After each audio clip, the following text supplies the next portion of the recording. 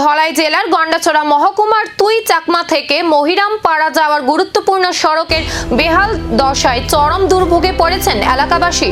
দীর্ঘদিন ধরে সংস্কারের অভাবে রাস্তার বিভিন্ন অংশে তৈরি হয়েছে বড় বড় গর্ত ও খানাখন্দ।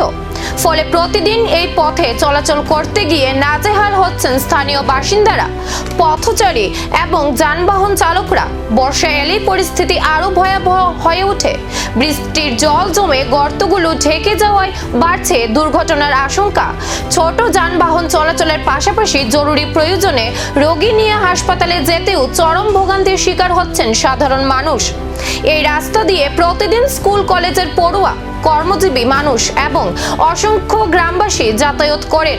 দীর্ঘদিন ধরে রাস্তার সংস্কার না হওয়ায় সময় ও অর্থ দুইয়েরই অপচয় হচ্ছে বলে অভিযোগ স্থানীয়দের। তাই দ্রুত রাস্তা মেরামত করে স্থায়ী সমাধানের দাবিতে প্রশাসনের হস্তক্ষেপ চাইছেন এলাকাবাসী। চাকমা বাজার থেকে এই মহিরামপাড়া যে রুটটা আসলো, আগে তো সিলিং হয়েছে, এখানে এখন অনেক অচল অবস্থায় আছে। দেখেন আপনারা, দেখেন এখন জনগণে যে এখন হাঁটতেছে, হাট বাজারে যাইতেছে, যে অবস্থা হয়ে গেছে। এই রাস্তাটা যেমন আমরা আবেদন করতেছি, যেমন তাড়াতাড়ি এটা ভালোভাবে ভালো করে দেয়।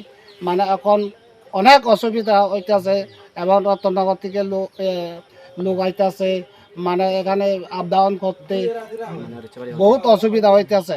এখন আমাদের যে আমি এখানে যারা লোকাল আছে, লোকাল যারা এখন অটো বা গাড়ি ড্রাইভাররা খুব অসুবিধা ভুগতে আছে, জনগণের অসুবিধা ভুগতে আছে। এখন এটা একটু তাড়াতাড়ি করলে ভালো হইব। বছরের পর বছর ধরে একই দুর্ভোগ।